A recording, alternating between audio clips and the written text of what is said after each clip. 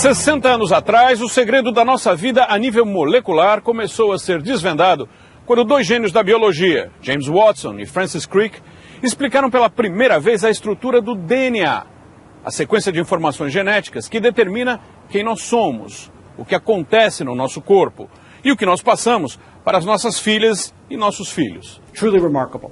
In fact, one could argue it was the most impressive technological advance ever in biomedical research. Mais recentemente, 10 anos atrás, houve um outro marco importante: a finalização do projeto Genoma, a imensa tarefa de identificar 3 bilhões de informações de DNA contidas nos mais de 20 mil genes de cada ser humano.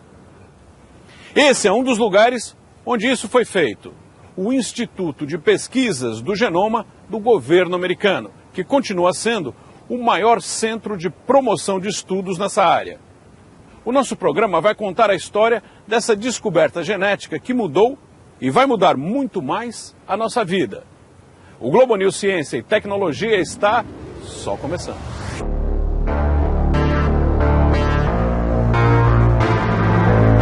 Foi um momento histórico, comparável ao pouso na Lua, mas em lugar de acontecer em uma escala enorme, envolvendo uma distância de milhares de quilômetros, aconteceu em uma dimensão minúscula, medida em bilionésimos de centímetros.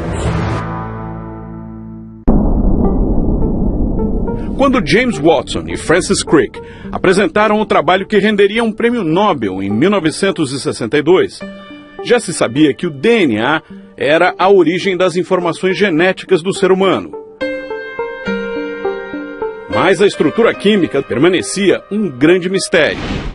Na mesma época, começo da década de 50, dois cientistas da Universidade de Harvard estavam, com colegas no mundo inteiro, na corrida para ver quem revelaria primeiro os segredos dessa molécula. Os cientistas já sabiam que o DNA era formado por pares de proteínas, chamadas adenina e timina, citosina e guanina.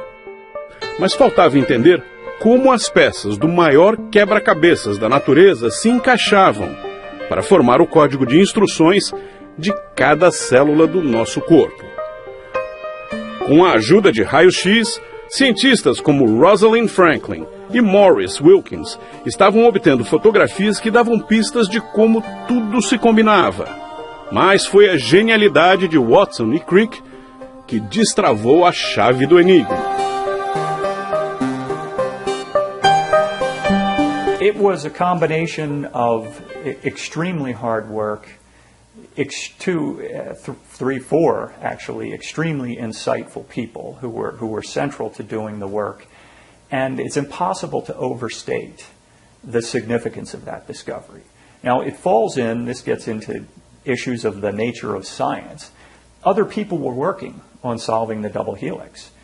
If Watson and Crick hadn't solved it, it would have been solved by others. They came up with that through a combination of inference and theoretical model building and some actual physical data that was collected by Rosalind Franklin and Maurice Wilkins, where they were firing X-ray beams at dried samples of DNA, and they were getting patterns that could be deconvoluted mathematically to give you a range of possible structures. And the one that sort of jumped out from what's called the X-ray diffraction pattern they generated looked helical. Now that didn't reveal the structure in detail. That really was up to Watson and Crick to apply their insights about the shapes of chemical molecules and how things could fit together. And that's where the work was really quite brilliant and insightful. In a very clever line at the last sentence of their paper, they alluded to what would be a natural implication of the double helical structure that they proposed. And it was something to the effect that our model, it does not escape us that our model immediately suggests a method for replication. And so the double helix is two strands of, two strands which are closely paired together. The two different colors representing the two different strands, they end up being linked in a chain, so within a single long DNA molecule, we've got very tight chemical bonding here and here, but within this space, you've got very weak chemical bonding. And so one of the things that Watson and Crick recognized, and we've subsequently demonstrated to be the method by which inheritance happens, is these strands can separate, and each one can then serve as a template for building a second strand. And so they can end up completely unwinding, and as you build a second strand on each one, you end up with two separate molecules that are identical to each other, two new double helices. É a maneira de se duplicar que torna o DNA tão especial. Entender esse mecanismo mostrou como as células do nosso corpo se multiplicam e regulam todas as reações químicas de cada ser vivo. A molécula é tão complexa que menos de 2% das informações que ela contém nos separam dos chimpanzés, a espécie mais similar à nossa no mundo animal. Each one of us is completely unique from a genetic standpoint, and in fact from the standpoint that each of us is raised in a unique environment. And that environment has an interplay with the genetic variation to make us each individuals in the truest sense of the word. People used to talk about cancer as a disease. Well, for a long time we've known that there are more than 100 different types of cancers, for example, affecting different tissues, different organs. Now we know that for each one of those individual types of cancer, every person has a unique version of that cancer. So not everybody's stomach cancer is the same kind of stomach cancer and won't necessarily have the same history as the disease develops or is treated. Eric Green é diretor do Instituto de Pesquisas do Genoma Humano dos Estados Unidos. Trabalhando desde o começo da ciência genética, ele lembra a época em que o conceito de genômica, o estudo e o uso dos genes para descobrir e curar doenças, sequer existia. When I graduated medical school, I'm not even sure I had ever used the word genomics. I graduated medical school 3 years before the Human Genome Project began. But I was there on the front line of the Human Genome Project when it started. That's really where I began my career in this field. But even then, I knew that this would lead us to a new place. But even then, I didn't quite have the focus on what that would look like and how we actually practice medicine. And while I don't claim I know that precisely now, some 23 years later, it's much clearer than it was even 10 years ago, and every month that goes by it gets a bit clearer. O projeto Genoma está finalizado há 10 anos. As promessas de novos tratamentos e curas, que eram feitas uma década atrás, hoje estão mais realistas. E muitas estão perto de serem cumpridas. In the excitement of having completed the Human Genome Project, and again, I was there at the finish line, just like I was there at the starting line, there was no question, there was incredible enthusiasm having accomplished something that 13 years earlier we had no idea how we were actually going to really sequence the human genome. And without question, in the celebratory mode of completing the Genome Project, lots of promises were made. We'll find all the genetic causes of all diseases quickly, and then we'll figure out all the cures, and we will totally change the face of medicine. And I actually believe that a lot of that will come true to a large extent. But realistically, it wasn't going to happen in 10 years. Expectations that we had for advancements in the wake of the Human Genome Project were based on, I think, a very good understanding of where we were at the time in what we thought we knew about the genome, and the inherent optimism and idealism, in fact, of lots of the researchers and clinicians who were doing the work. Now, what that leads to sometimes is an over-optimism, an expectation that progress will be more rapid. And to some extent, that has been a consequence of what we've learned since the Human Genome Project. We're getting more traction now. At the same time, we're recognizing that there's these additional levels of variation in the genome that we don't know how to fully understand, things that have only become clear since we sequenced the original reference genome. The other landmark is 10 years ago when the Genome Project ended. We all believed that someday this would be relevant for medical care, for clinical care, taking care of patients.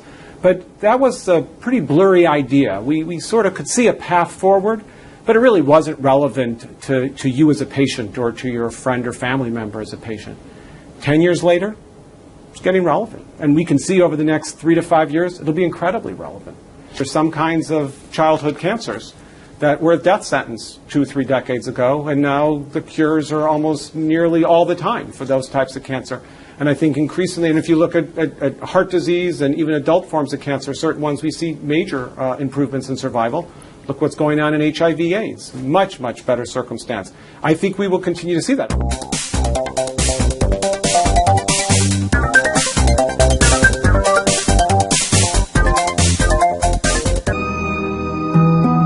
Mesmo décadas depois de a estrutura ser explicada por Watson e Crick, o DNA continua chamando a atenção. Recentemente, cientistas de Harvard anunciaram que essa incrível molécula é capaz de armazenar dados. O impacto é enorme. Apenas 1 grama de DNA consegue armazenar o equivalente a 100 bilhões de DVDs. E isso torna a quantidade de informações armazenadas de forma biológica extraordinária, porque se o DNA de todas as nossas células fosse alinhado de ponta a ponta, o resultado seria uma cadeia de mais de 1 bilhão de quilômetros de comprimento, que cobriria a distância da Terra até Saturno. Cientistas anunciaram recentemente que já são capazes de desligar em laboratório o cromossomo responsável pela síndrome de Down. É o primeiro passo em um longo caminho para a cura e a longevidade controlada pelos nossos genes. Mas antes que as promessas se tornem realidade, o avanço do sequenciamento do DNA nos diagnósticos levanta uma questão. Será que queremos ser informados de quando os nossos genes têm uma mutação problemática, quando não há tratamento possível? These types of investigations deeply into disease causation and personalizing a treatment is largely still being done experimentally, not as a matter of routine care, although that's beginning to happen some places. But the other issue is that even if we know the specific genetic differences that may lead to disease, there's not a guarantee that we've got a drug on the shelf that we may have used for something else that will end up helping in that particular case. That's going to be one of the challenges going forward in the next 10 years. It's much more likely that we will see very rapid advances in discovery, finding, for example, mutations for diseases where we didn't have a cause or we're finding a new cause, and a slower rate of improvement or progress when it comes to trying to individualize treatment. And so from an ethical standpoint, it actually is a fairly significant issue and a matter of robust debate and investigation now. What is in the patient's best interest? How much autonomy should a patient have in knowing what mutations and potential diseases they might be at risk for in the future, when in fact some of those diseases don't have a cure or treatment? If you're in a situation where you have a family history, you've got past relatives, well, we can do a test for Huntington's disease genetically and find out whether or not you've got a mutation that will lead to the disease. Then you are faced with the choice of, do I want to get this test, or would you rather not know? And it's even more complicated because Huntington's disease strikes usually after people's reproductive years. So they may already have children.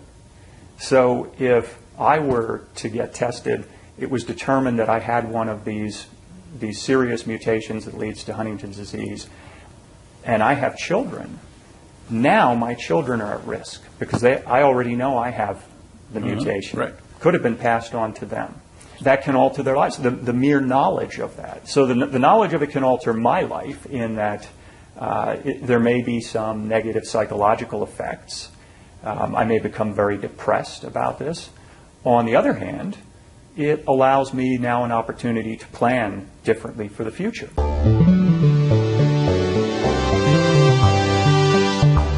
Dr. Lucas Wortman, a researcher in leukemia, who got leukemia, and they discovered that using a kidney cancer drug, they could attack the leukemia, and they did with success. Mm-hmm. When would you, me, as persons, will see that kind of practical help? So the example you give, tip of the iceberg. But we can see the tip. 10 years ago, we didn't even really see that tip. And the lead example I would have given, you just gave, cancer. That's where we're going to see this application of genome sequencing play out in the clinic for real. It's already happening. It's happening in these anecdotal cases like you just gave, and it's happening actually for some types of cancer. It's almost now routine to have some genomic test, in some cases complete genome sequencing. We're not quite at the stage where all cancers, all patients, but within every single year over the next decade, you will see more and more and more examples where we are changing how we are dealing with cancer by using genomic technologies.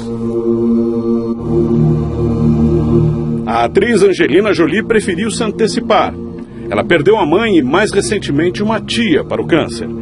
Para evitar um destino parecido, ela preferiu retirar os seios ao descobrir uma mutação em seu gene BRCA1, que a torna mais propensa a desenvolver câncer de mamas e ovários. Mas dilemas assim não impedem ninguém de conhecer a própria genotipagem. É um teste simples, capaz de mostrar as raízes genéticas. I haven't had my genome sequenced, but I have had my genome genotyped through one of the personal genetics companies. Mm-hmm. What's the difference? The difference is the level of resolution. To have your entire genome sequenced means all 3 billion base pairs of DNA sequence are being identified. Mm-hmm. And there's a lot more variation when you look at the full genome than if you're looking at genotyping 600,000 or 1 million different individual bases. Mm-hmm. I don't recommend that people do this as a matter of routine.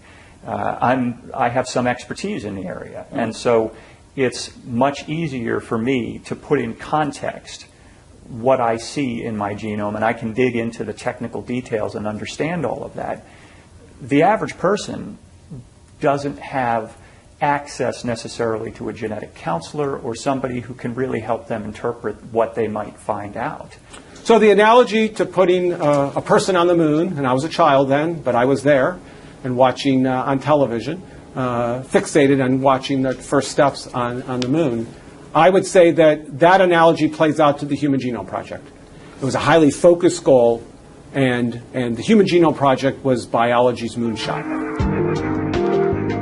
Watson e Crick apresentaram sua descoberta ao mundo 60 anos atrás. 10 anos já se passaram desde que cientistas sequenciaram todas as combinações que compõem o nosso manual de instruções genético. Muito foi feito, mas os próprios geneticistas reconhecem que estamos apenas começando a entender o que nos torna seres vivos. O código está sendo decifrado cada vez em maiores detalhes, mas ainda não se sabe claramente, por exemplo, a influência que o nosso meio ambiente tem em nossa carga genética. It's not only genetic variation that explains who we are and if we end up getting sick, how the course of that disease develops. It's the unique environments that each of us lives within. So the environment and the genes interact very closely together. And in fact, one of the fundamental discoveries just in recent years is how environment can change DNA, not through mutations and changing the individual bases, but can chemically modify those bases in ways. The function can change the function within a generation, and some of those changes can be inherited to future generations. That's a really, really powerful discovery in the last 20 years. We don't know what the limits of that are. We know that there are foods that we can eat that have this effect on DNA.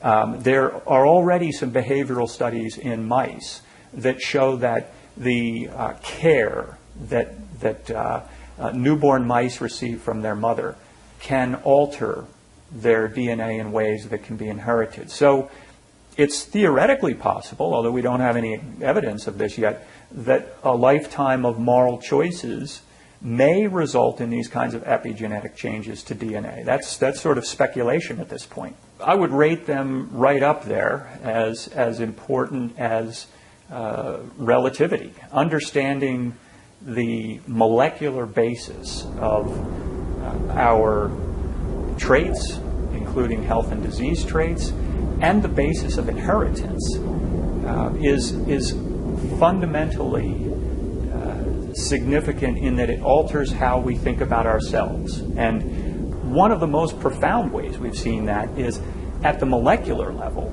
seeing how similar we are with other species. The fact that we share the same fundamental molecule of inheritance with every other species, and that we can understand how evolutionary change can be explained at the level of the DNA.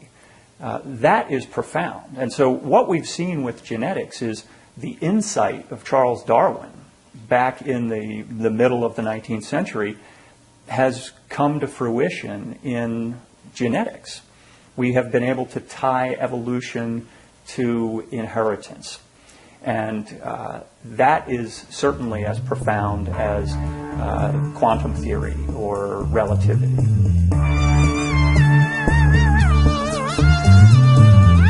Nosso programa fica por aqui. Faça os seus comentários, dê as suas sugestões. O site é g1.com.br/globonews. Até a próxima semana.